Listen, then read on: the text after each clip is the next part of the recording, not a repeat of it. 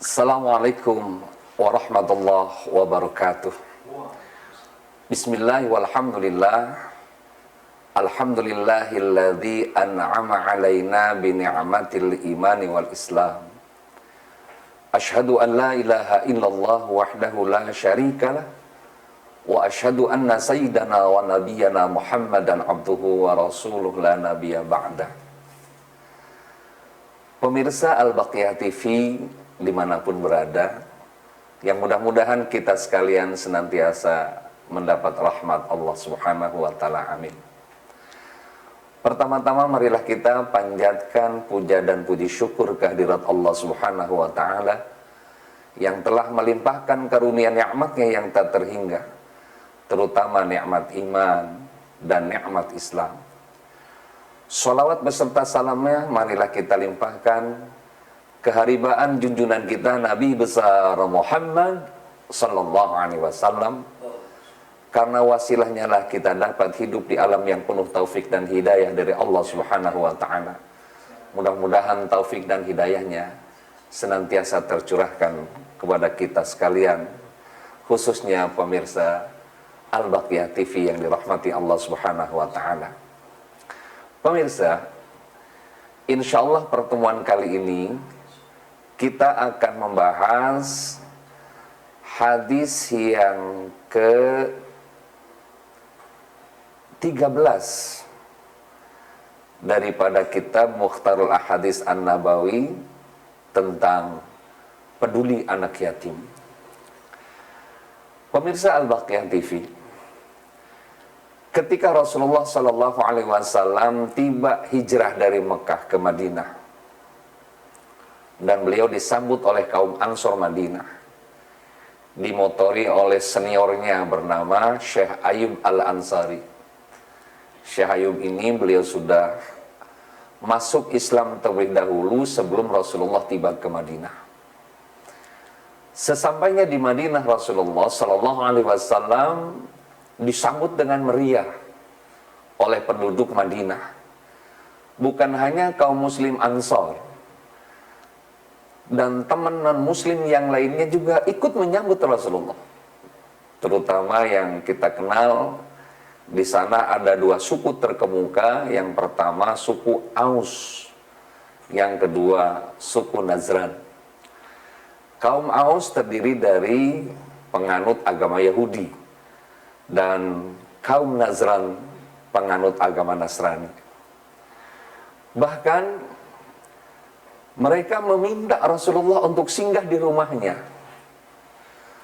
Kata kaum Aus, "Wahai Muhammad bin Abdullah, sudilah Anda untuk singgah di rumah kami. Rumah kami besar, tempat istirahat cukup, makanan kami lezat-lezat." Begitu juga dengan kaum Nazran, orang-orang Nasrani. Mereka mengatakan, "Wahai Muhammad bin Abdullah, sudilah mampir ke tempat kami. Tempat kami cukup untuk istirahat, dan makanan kami lezat-lezat." Apa jawaban Rasulullah SAW? "Ashkuruk ya Aziz." Aku mengucapkan terima kasih, duhai sahabatku. Luar biasa. Jadi yang namanya bertemanan itu lintas sektoral. Dan memang itulah cerminan dari seorang muslim. Kita harus berteman dengan siapapun tanpa melihat agama, suku, bahasa, atau yang lainnya. Setelah itu Rasulullah menjawab, "Ashkuruk ya azizi," dan beliau tambahkan, "Terima kasih duhai sahabat-sahabatku. Aku diperintahkan oleh Allah Subhanahu wa Ta'ala untuk berhenti di mana untaku nanti berhenti." Dilalahnya itu unta keliling kota Madinah, yang dulu namanya kota Yasrib.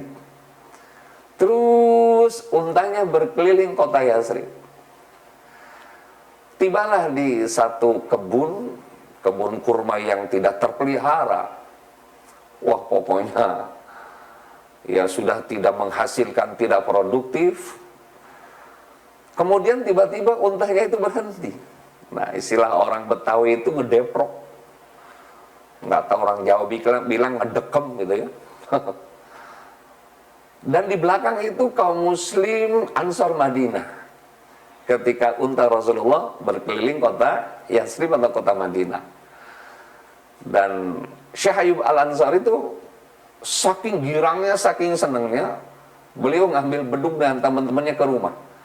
Dipukullah bedug dari belakang untanya Rasulullah, sambil mengucapkan syair yang indah. Tala'al badru alaina min saniyatil wada wajaba syukru alaina mada'a lillahi da. Cek jinjing. Saya nggak ada yang miringi ya. Subhanallah, ini syair sangat ma'ruf ya, terkenal. Nah, inilah kehebatan orang Arab. Mereka itu daya hafalnya kuat. Bayangkan, akhir tahun ke-13 Rasulullah dakwah Islam, beliau hijrah ke Madinah. Kemudian beliau di Madinah 10 tahun.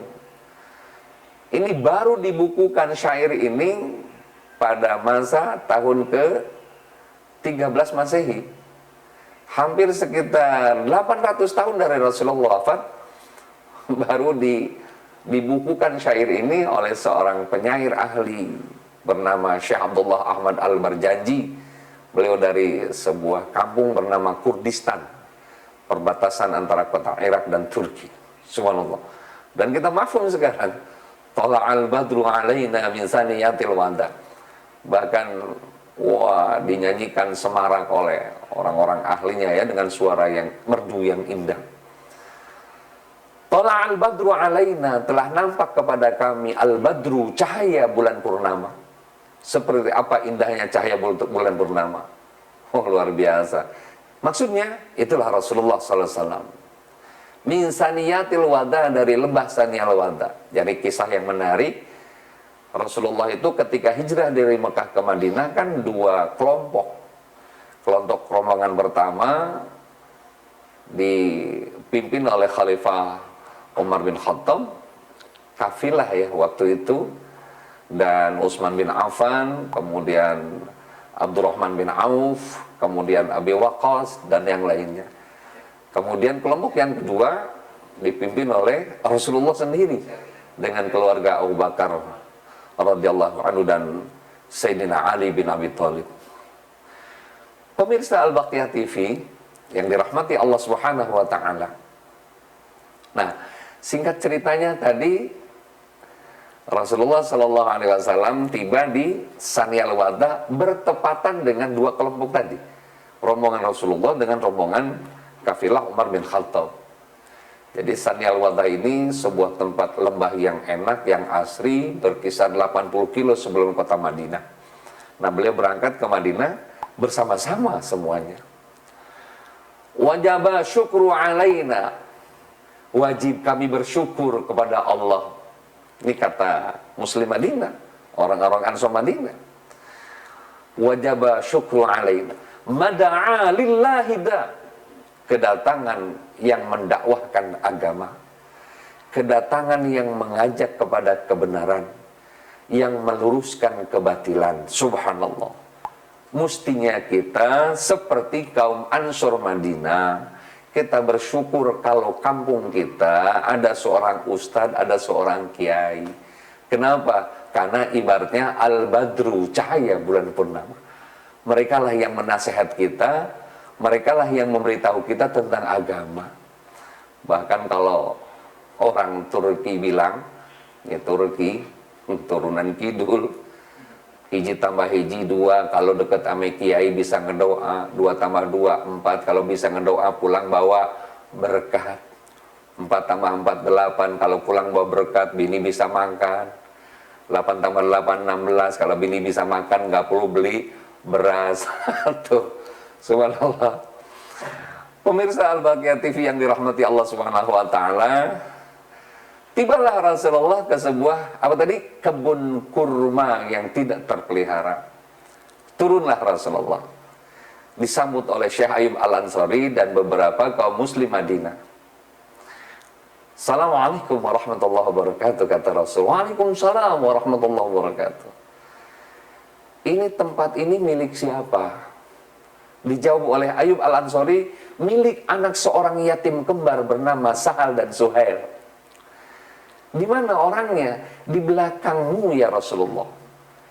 Subhanallah, seketika itu yatim oleh Rasulullah dituntun suruh ke depan. Dimuliakan. Bahkan dalam satu kisah, Rasul menaiki yatim itu Sahal dan Suhail ke untanya Rasulullah. Siapa yang berani megang unta Rasulullah kalau bukan seizin Rasulullah? Apalagi naikin unta Rasulullah. Ini berbeda dengan zaman sekarang.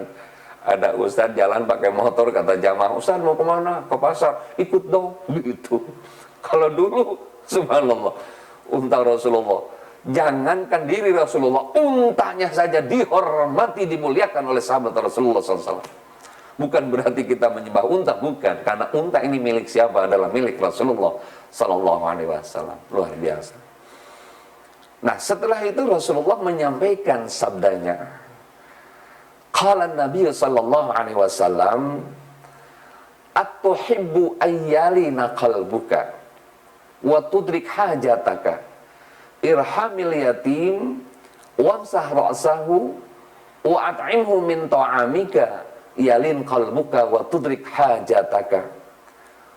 Rawahu Tabrani an Abi Darda radhiyallahu anhum. Baginda yang mulia Rasulullah bersabda, "Atuhibbu ayyalina qalbuka." Apabila Anda ingin dicintai oleh Allah, yang kedua, hati kalian akan lembut, akan luas, jembar, merdeka, jauh dari problem kehidupan. Kemudian yang ketiga, wa tudrik hajataka, dan berhasil apa yang kamu cita-citakan. Masya Allah. Yang pertama, dicintai oleh Allah. Siapa orang yang tidak mau dicintai oleh Allah? Hanya orang yang tidak akal sehat aja barangkali. Semua pasti ingin dicintai oleh Allah. Bahkan kalau kita teskis, preman kita tanya, lu pengen masuk surga nggak? Jawabannya, oh pengen.